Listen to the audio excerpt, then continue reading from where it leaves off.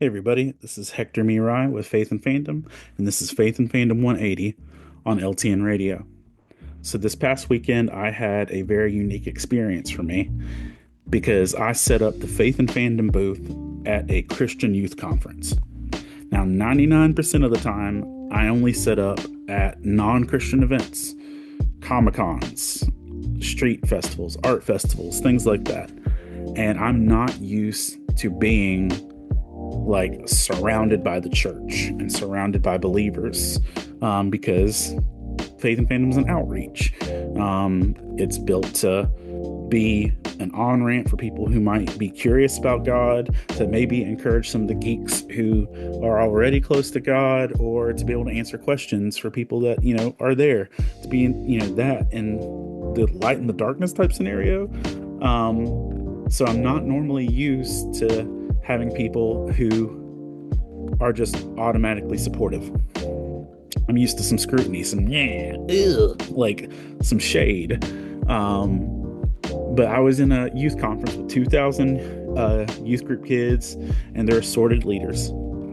And the amount of love and encouragement I got was silly, like redonkulous.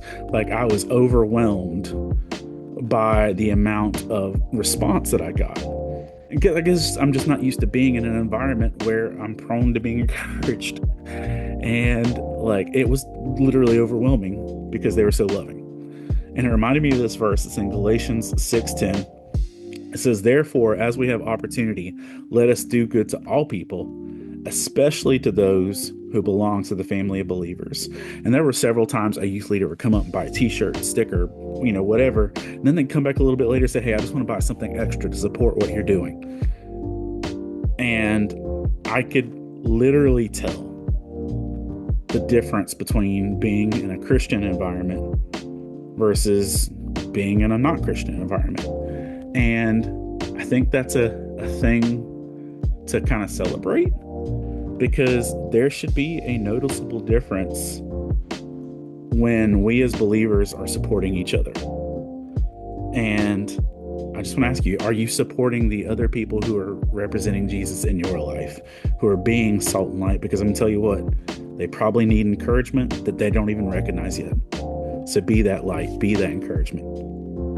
And if you want to learn any more about what we do at Comic-Cons, our geeky Bible study, or any of that type of stuff, head on over to faithandfandom.org. There's over 180 devotionals, and you can find me at Comic-Cons literally all over the country. But I want to tell you, thank you for spending the last 180 seconds with me.